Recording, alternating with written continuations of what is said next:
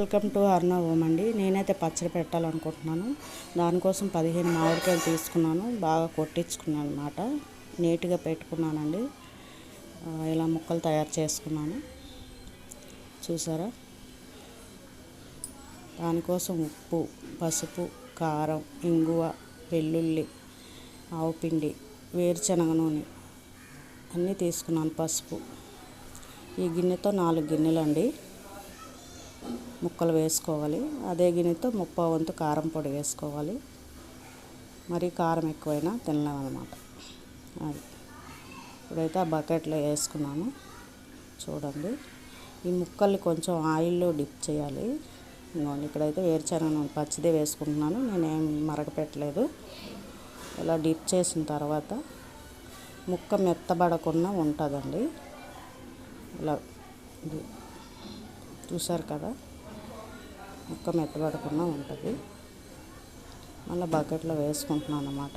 ఆవకాయ పెట్టేటప్పుడు శుచి శుభ్రంతో ఉండాలండి ప్రతి ఒక్కరు కూడా.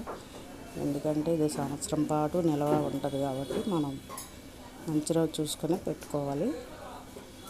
ఇప్పుడైతే ఇంకొండి 3/4 వంతు కారం వేసేసాను. తర్వాత ఆవపిండి, మెంతిపిండి 3 స్పూన్లు, మెంతులు 1 స్పూను, పసుపు 2 స్పూన్లు, వెల్లుల్లి మనకి ఎన్ని కావాలంటే అన్ని వేసుకోవచ్చండి.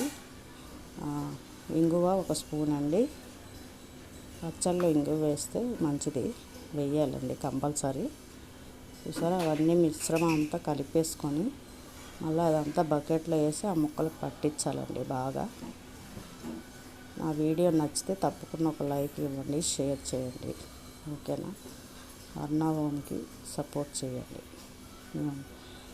ఇలా కలిపేశాక 3 రోజులు ఉంచుకోవాలండి.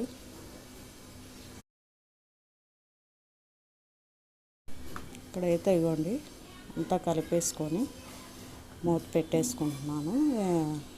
ఆయిల్ పైన వేస్తున్నానండి కొంచెం, ఎందుకంటే ఆయిల్ తేలితేనే బాగుంటుంది అన్నమాట. మనకి పచ్చడి పాడవకుండా ఉంటుంది. మూత పెట్టేసుకున్నాను. 3 రోజుల తర్వాత తీసాను ఫ్రెండ్స్. ఇవ్వండి, పచ్చడి అయితే రెడీ అయిపోయింది. మీకు నచ్చితే మీరు ట్రై చేయండి, తప్పకుండా ఆవకాయ పచ్చడిని ట్రై చేయండి. ఇది మనకు పచ్చళ్ళు పెట్టే టైం కాబట్టి, కానీ బాగా శుభ్రంగా ఉండి పెట్టాలండి, లేకపోతే పాడైపోతుంది. చూసారా ఎలా ఉంది, మీరు ట్రై చేయండి వస్తే, ఓకేనా.